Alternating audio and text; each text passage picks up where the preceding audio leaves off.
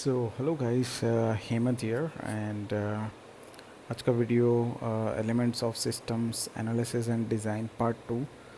Basically इसमें कुछ जो सॉफ्टवेयर डेवलपमेंट मॉडल्स होते हैं वो कुछ कवर्स किए मैंने। एक चीज़ आपको ध्यान रखनी है कि आपको पूरी थियरी अभी कवर नहीं भी करोगे तो भी चलेगा, बिकॉज एग्ज़ाम आती है MCQs के फॉर्मेट में। ओके, बेसिक नॉलेज होना चाहिए उसके लिए, okay, to clear this exam. This video will help for NABARD Grade A IT officer, SEBI Grade A IT officer, and upcoming IBPS SO IT officer, as well as IBPS RRB Skill to IT officer. Okay, so let's begin.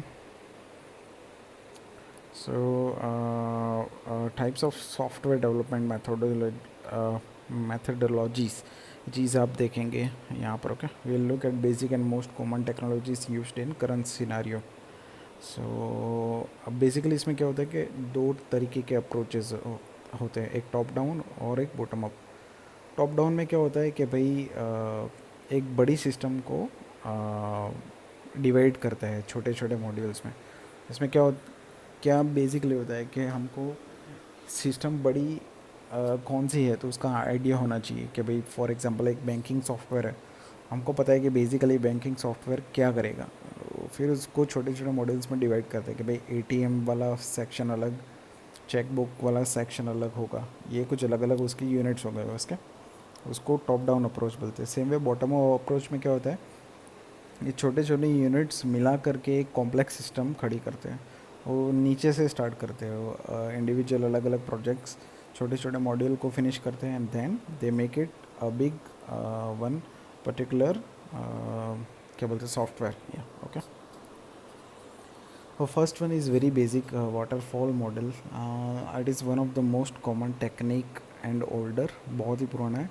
It is a top down approach and basically has few sequential stages to be finished. Stages इसमें basically वही है कि भाई requirement लो client से, फिर उसके बाद design करो, उसके बाद इम्प्लीमेंट करो, टेस्टिंग करो और मेंटेन करो। तो ये बहुत बहुत ज़्यादा कॉमन है वाटरफॉल। ओके, एग्ज़ाम में पूछते हैं बट उतना भी आजकल नहीं पूछते। Still for your knowledge you should know this. Okay, requirements में क्या होता है कि भाई क्लाइंट से रिक्वायरमेंट पूरा एनालाइज करो, फिर उसको जो डिज़ाइनिंग होते हैं उसको डिज़ाइन कर लो पूरा, क्या मतलब कैसे इम्प्लीमेंट करोगे, पूरा प्रोटोटाइप उसका होता है। उसके बाद होता है इम्प्लीमेंट करो, कोडिंग करो वहाँ पर, और फिर टेस्टिंग होता है। टेस्टिंग के भी बहुत सारे टाइप्स होते हैं जो मैंने एक पुराने वीडियो में मैंने कवर किया था। उसके बाद तो होता है मेंटेन, टेक्निकल सपोर्ट वगैरह उसको दो, सिस्टम को मेंटेन करो वगैरह। उसके बाद आता है अजाइल सॉफ्टवेयर डेवलपमेंट। अब इसमें क्या होता है कि solutions are derived in collaboration of cross functional teams. तो अजाइल को एक बढ़िया ऑप्शन माना गया है, बट इसमें क्या होता है कि भाई ये कस्टमर सेंट्रिक होता है। अभी वाटरफॉल में क्या होता है कि एक बार कस्टमर से हम इनिशियली सारी चीज़ें ले लेंगे, उसके रिक्वायरमेंट पूरा समझ लेंगे, उसके बाद खुद से ही काम करती है कंपनी। ओके, बट अजाइल में क्या होता है कि भाई हर एक स्टेज में कस्टमर का इन्वॉल्वमेंट रहता है। तो इससे फ़ायदा क्या होता है कि जब एंड प्रोडक्ट आती है वो कस्टमर को बहुत सारी चीज़ें पता होती है और वो डिमांड ज़्यादा उतनी फिर नहीं करता। Customer satisfaction is good in agile software development. Okay, solutions कैसे डिराइव्ड होते हैं इन collaboration of cross functional teams. जो क्रॉस फंक्शनल टीम्स होती है वो एक दूसरे के साथ मिलकर काम करती हैं यहाँ पर अजाइल सॉफ्टवेयर में। स्किल्ड डेवलपर्स होने बहुत ज़रूरी है ये सॉफ्टवेयर मैथोडोलॉजी को इम्प्लीमेंट करने के लिए। ओके, और जस्ट एग्जाम पर्पज़ के लिए आपको याद रखना है ये चीज़, इसमें क्या क्या होता है। इसी का एक छोटा सा पार्ट स्क्रम और कैनबैन करके है। तो ये दोनों इसी के एक लाइट वेट प्रोसेस बोल सकते हैं अजाइल सॉफ्टवेयर डेवलपमेंट के। स्क्रम जैसे कि light weight agile framework for software development, एक पर्टिकुलर एक फ्रेमवर्क रहता है अजाइल का, वो सारी चीज़ें ये फॉलो करता है। तो कंपनी जो ये फॉलो करती है उसको बोलते हैं कि भाई स्क्रम उसने फॉलो किया है। It is one of a sub sub type of agile software development. Same way Kanban भी है, तो जस्ट मैंने नाम यहाँ पर रख दिया है, इन केस एग्जाम में आता है तो don't get confuse for this. Okay, ये कुछ प्रिंसिपल जो मैं बता रहा था, ये कुछ प्रिंसिपल इसको फॉलो करना है। तो जिससे करके क्या है कि भाई वो अजाइल सॉफ्टवेयर डेवलपमेंट जैसे स्क्रम है फॉर एग्जांपल, तो कुछ बेसिक स्टेप्स इसको फॉलो करने ही है जो गाइडलाइंस होती है। तो ही हम उसको बोलेंगे कि भाई ये पर्टिकुलर मेथडोलॉजी यूज़ किया है। ओके, यहाँ पे क्या लिखा है कि customer satisfaction bye early and continuous delivery of valuable software. तो जैसे मैंने बताया कि भाई कस्टमर का इन्वॉल्वमेंट हर एक स्टेज में रहता है यहाँ पर। तो इसके बाद welcome changing requirements even in late development. अब क्योंकि कस्टमर जो है वो इन्वॉल्व रहता है, तो अगर कोई चेंज चाहिए तो even in late development change possible हो सकता है यहाँ पर। Deliver working software frequently weeks rather than months. तो काम ईज़िली हो जाता है क्योंकि कस्टमर बहुत ही ज़्यादा इन्वॉल्व रहता है यहाँ पर। उसको क्या चाहिए क्या नहीं चाहिए, क्या एक्स्ट्रा चीज़ें हम अवॉइड कर सकते हैं वगैरह, तो जल्दी से इसकी डिलीवरी हो जाती है। फिर fourth one is close daily cooperation between business people and developers.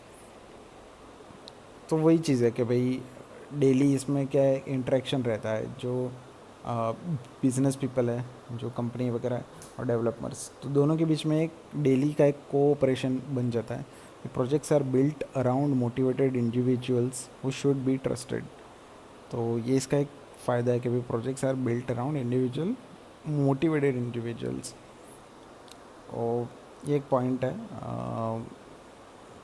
Projects are built around या motivated individuals should be trusted. तो इसमें क्या है कि एक ट्रस्ट फैक्टर भी बन जाता है यहाँ पर। ओके, देन है face to face conversation is the best form of communication. क्योंकि हम क्लाइंट से सीधा इंटरेक्ट होता है यहाँ पर, तो वो वही बार बार घुमा फिर के वही चीज़ आ जाती है। भाई क्लाइंट का इंटरेक्शन है तो प्रोजेक्ट अच्छा सा बन जाता है यहाँ पर। ओके, फिर working software is the primary measure of progress. तो भाई सॉफ्टवेयर आपका वर्किंग होना चाहिए, तो that is one of the primary measure of progress. And sustainable development, able to maintain a constant pace.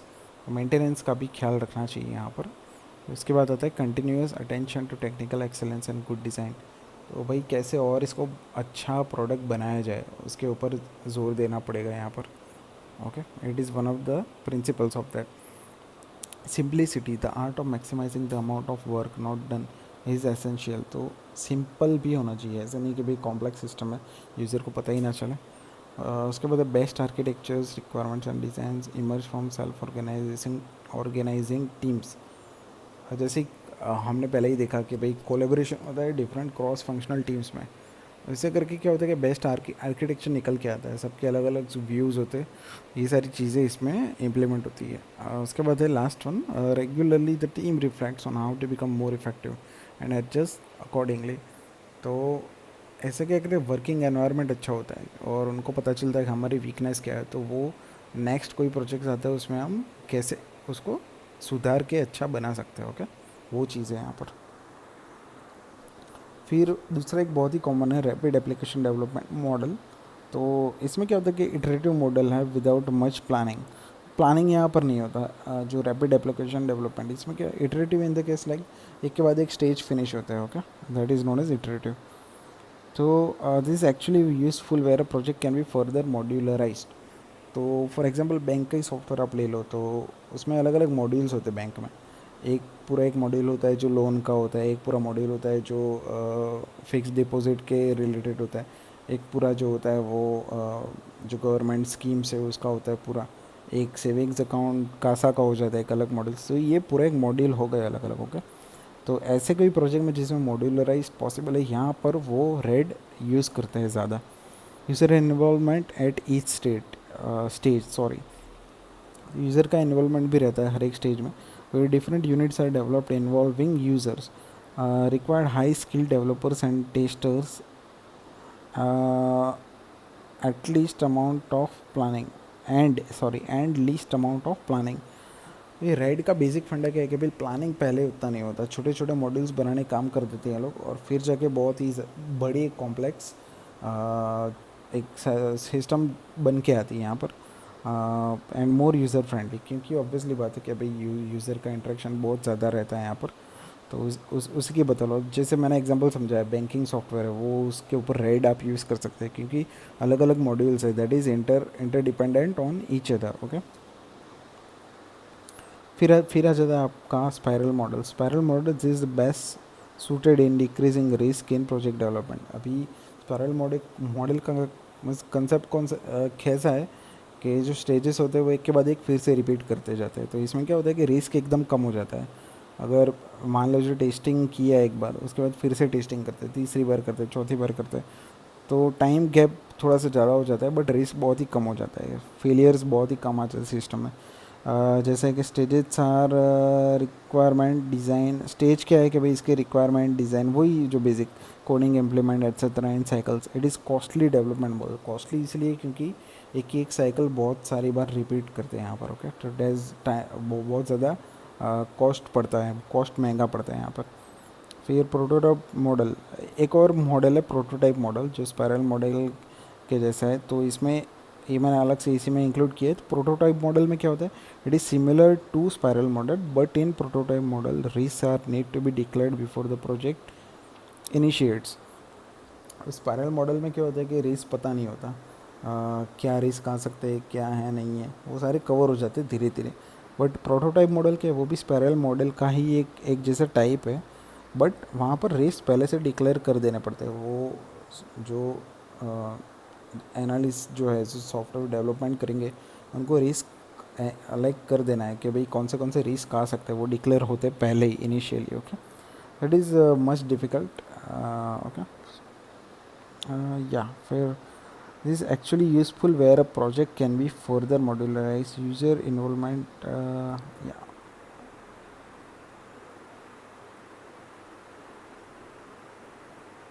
just a moment,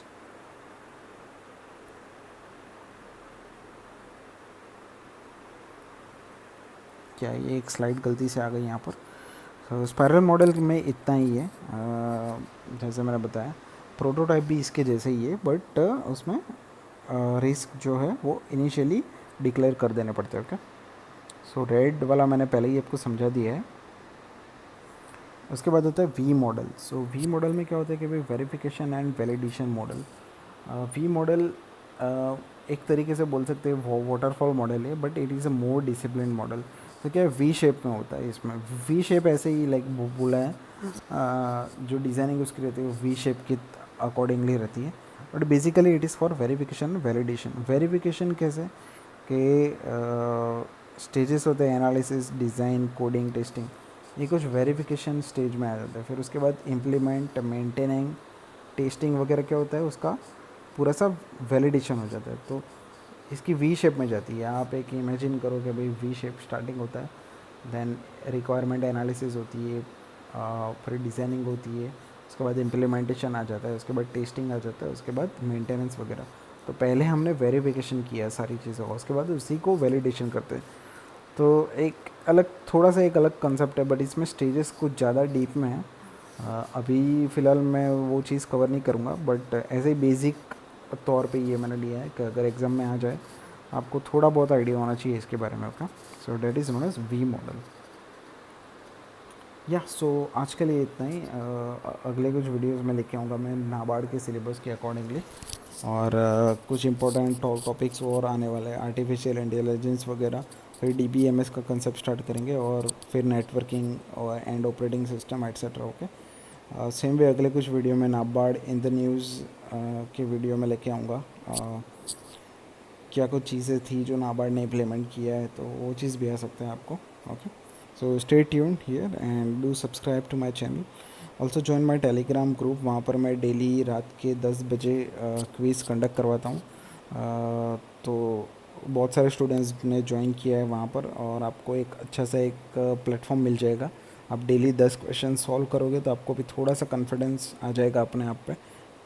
okay, और कोई topics में आपको दिक्कत है तो वो भी आपको पता चल जाएगी वहाँ से। ओके, ऑलराइट, सो या that's it for today, and all of you have a good day. Thank you.